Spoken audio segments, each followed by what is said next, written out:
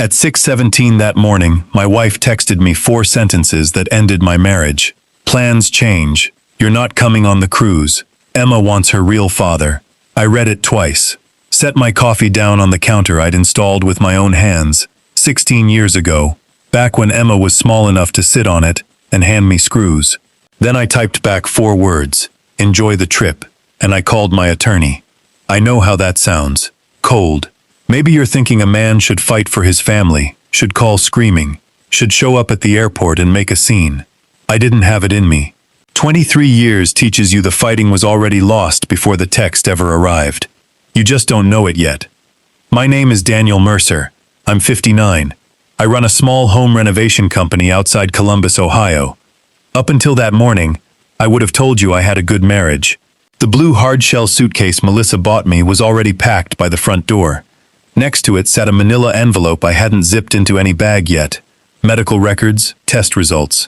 3 months of things I'd been carrying in my head, waiting for the right moment on that boat to tell my wife I had Parkinson's. That cruise wasn't just a vacation, it was my retirement trip. 8 months in the planning, $26,000 deep. 2 cabins, flights, a hotel night, excursions, a dining package, and travel insurance, with a cancel for any reason clause. Because I'm the kind of man who plans for what might go wrong. Darren had only entered the picture a few weeks earlier. It started as a dinner. Emma wanted to see her real father before the trip. Then somewhere along the way, Melissa and Emma decided Darren deserved a real family vacation too. One he'd supposedly missed out on. I actually pictured him standing at the dock waving us off. That text told me otherwise.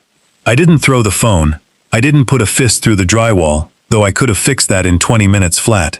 I just stood there and thought about something that had never occurred to me quite so clearly.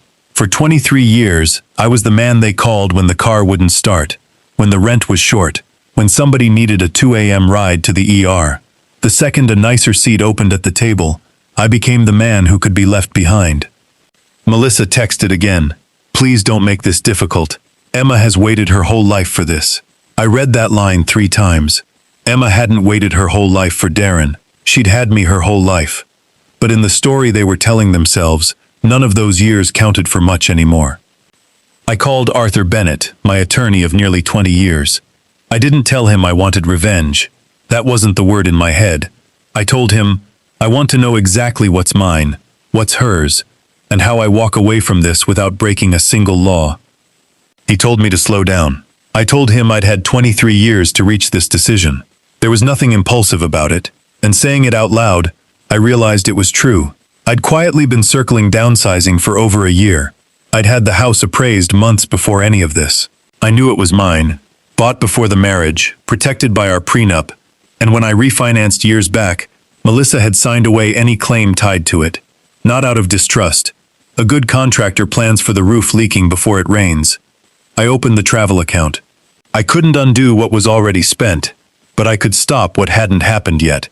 I canceled my cabin, pulled my excursions, cut the supplemental card, withdrew as guarantor on the open balance. My phone lit up almost instantly with Melissa's name. I turned it face down and didn't pick it up again. By the time their plane left Columbus, they still thought they'd simply swapped one passenger for another. They had no idea they'd just lost the man holding up the entire trip, and the entire life underneath it. I couldn't touch Melissa and Emma's own cabin, booked separately before Darren ever entered the picture.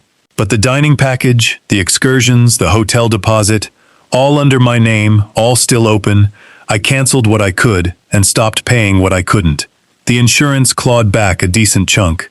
$26,000 doesn't disappear painlessly for anybody, retired contractor or not. But for the first time in a long while, I was willing to pay for the privilege of no longer being used. Melissa called from the airport 6 times. The text started sweet. Daniel, please, let's talk, and turned sharp fast. The hotel says your card was declined. This is embarrassing. Embarrassing. Not hurt, not confused. Embarrassing. Emma's text landed a few minutes later. You don't have to punish everyone just because you're upset. Not once did she ask if I was okay. I answered only once. You wanted a trip with your real father. It should be paid for by the family you chose to take. Darren ended up grudgingly covering the shortfall on his own card. They went anyway, telling themselves they'd weathered my little tantrum. I want to give you 3 moments, because a full accounting of 23 years would take all night. Emma at 7, fever raging through a Columbus winter, Melissa on night shift, Darren not answering. I sat up with cool washcloths and drove her to the ER at 1 in the morning myself. When the fever broke, she grabbed my finger and said, "Don't leave, Daddy." First time she ever called me that. Her college graduation. I quietly covered the tuition she needed after losing a scholarship.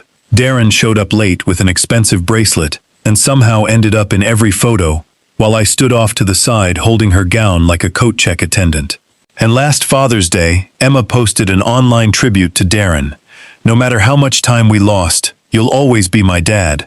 While the card she left on my counter read simply, "Daniel, thanks for always helping. Not Dad, a guy who helps out." I went to Arthur's office and told him what I wanted.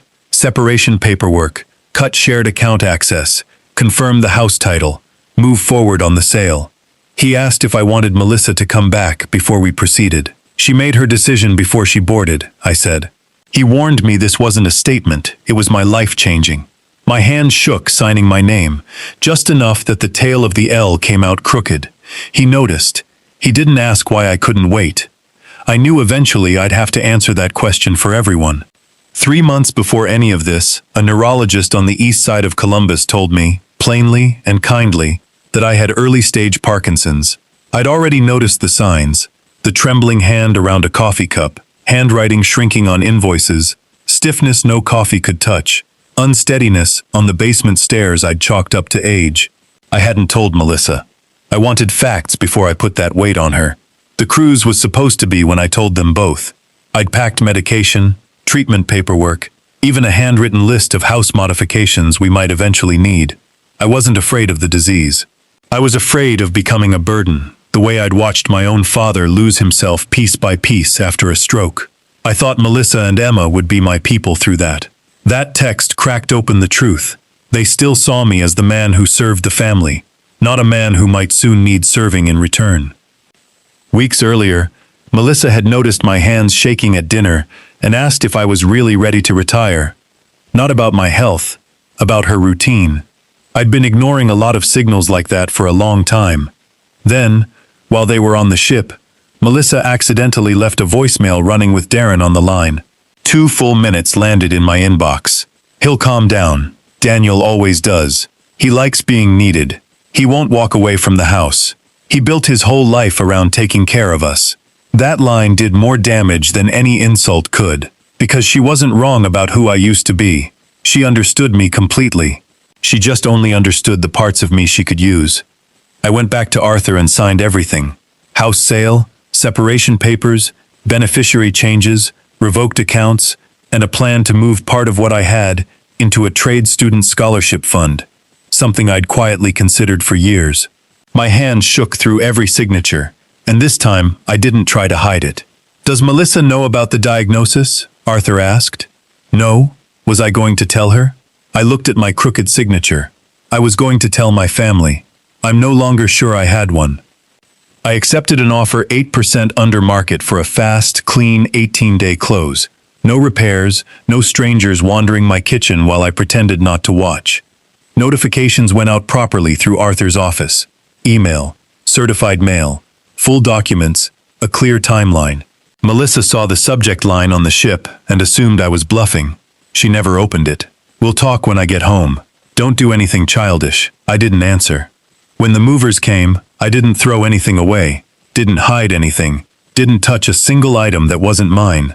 Melissa's clothes, Emma's old room, photo albums, the kitchen things, all packed into a storage unit, paid 6 weeks in advance. What I kept was small: my father's toolbox, a photo of Emma at 7, a worn carpenter's pencil, a chair I'd built by hand when the business was just me and a truck.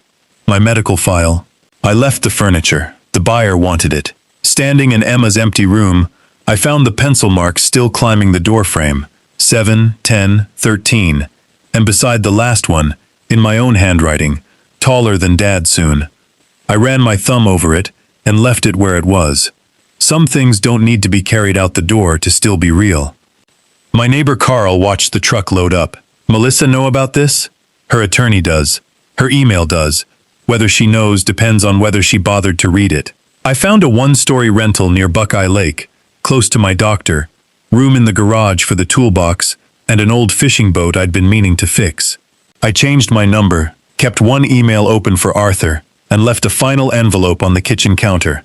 The storage address, copies of the paperwork, 2 weeks of hotel cash, and a letter. I handed the keys to a young guy with 2 kids and a dog barking in his car, and told him to take care of the place.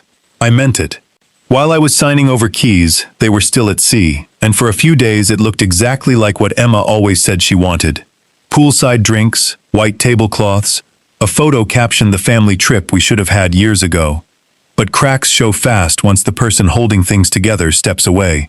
Darren covered the overflow charges, then started complaining. He dodged dinner tabs, refused to pay for the ship's internet, told Emma to cover her own excursions, bristled when Melissa gently raised what their living situation might look like once they got home. One night Emma brought up a childhood hospital stay. Darren smiled and said he remembered it. Which hospital? He didn't know. I did. I'd slept in a plastic chair for 3 nights straight.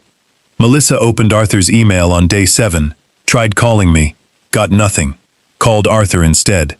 All communication should go through your attorney, he told her, calm as ever. Darren told her not to worry. Men like Daniel need people to take care of. He'll fold once you get home. Nearly word for word what she'd said about me in that voicemail. Except now it was aimed at her, and something in her shifted. Emma found the paperwork by accident on her mother's phone. He sold the house because we took Dad, she said. Don't call Darren Dad like that right now, Melissa snapped.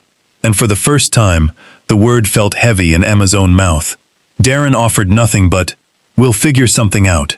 The answer of a man who'd never once had to actually figure something out for anybody.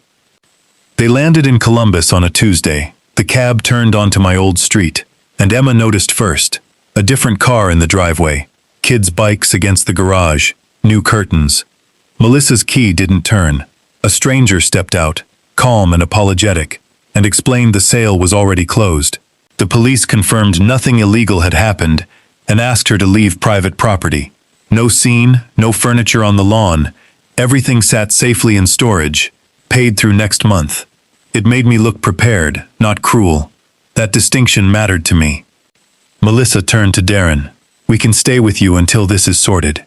His lease didn't allow long-term guests. Not even me? Emma asked. He backtracked, said he just needed time, the same word he'd been offering her whole childhood in new clothes.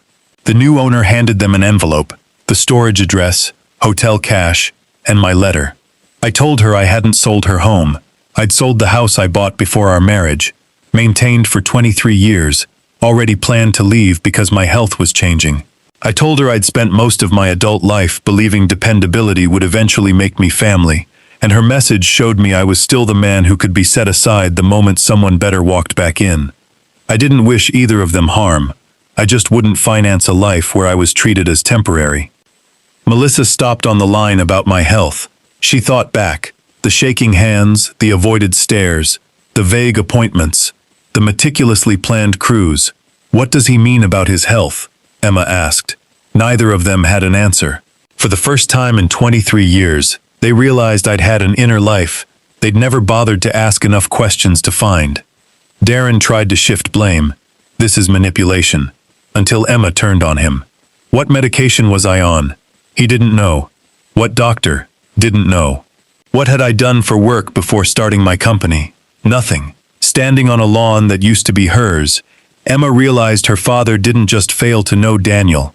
He barely knew her either. What was the name of my elementary school? He couldn't answer that one, and something in her face changed for good. He left shortly after, citing work.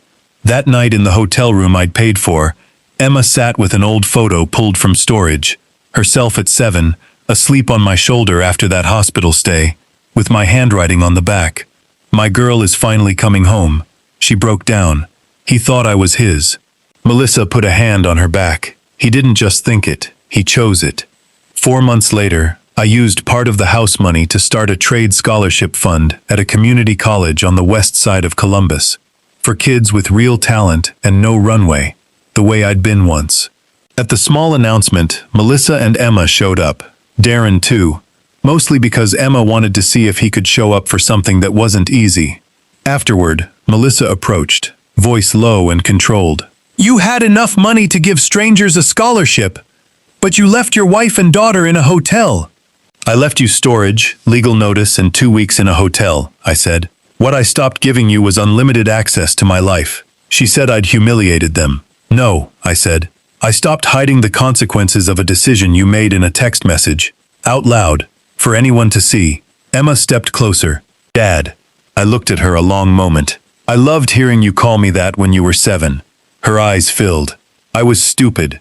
You were old enough to choose. That means you're old enough to understand what the choice cost." She asked me to come back, not to the marriage, just into their lives. "I loved you like a daughter for 23 years, I said. "But loving you doesn't require me to keep accepting whatever place you decide to give me." Darren stepped in. "This has gone far enough. Emma has 2 fathers, and I wasn't interested in arguing biology. I just asked what she'd studied in college. Wrong. What she couldn't eat after her surgery at 12. Nothing." He blamed Melissa for keeping him away. "I called you for years, Darren," she said. "Emma, steady now. Daniel had problems too. He still came." That was the moment it settled, quiet and plain. Darren had a title. I had a history.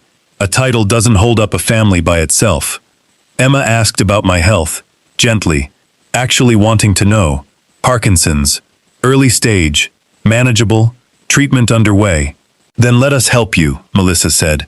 "You don't get to become my caregivers because you feel guilty," I told her. "Trust doesn't rebuild itself in one conversation on a sidewalk." I gave Emma a P.O. box.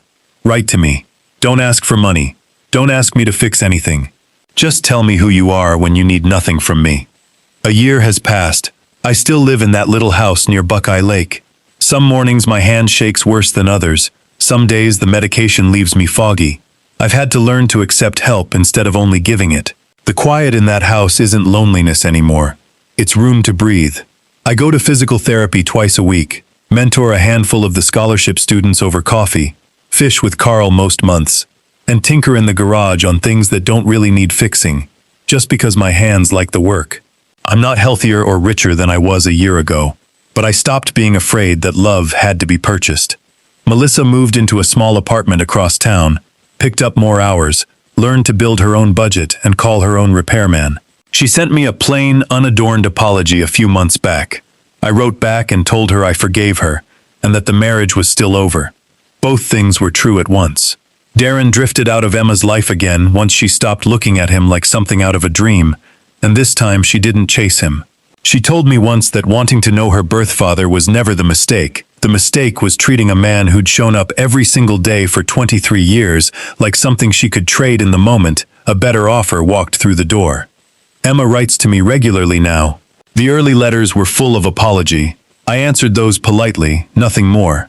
Eventually she started telling me about her actual life, her job, a class, volunteer hours at the trade program. Eventually I agreed to meet her for coffee. She didn't call me Dad right away. She just said, "Thank you for meeting me, Daniel." "Thank you for coming without asking me to fix anything," I told her. No movie reunion, just a small, honest start. That evening, back home, I opened my father's old toolbox. The photo of Emma at 7 was still tucked inside, worn at the corners. I'll never throw it away. Forgiving someone doesn't mean pretending the love wasn't real. But I didn't put it on the nightstand either. It stayed in the box, with the other things that belong to a life I've already lived through. For most of my life, I believed love meant staying, no matter how little of yourself was left by the end of the day. I know better now. Sometimes love means walking away before resentment turns you into somebody you don't recognize in the mirror. They thought I disappeared to punish them. The truth is simpler. I disappeared because for the first time in 23 years, I finally understood my life belonged to me too. Forgiveness opened the door back up. Boundaries are what decide how far it gets to open. If you've ever had to step away from somebody you love just to hold on to yourself, I'd genuinely like to hear what that taught you. Thanks for sticking with me through this one. Take care of yourself out there.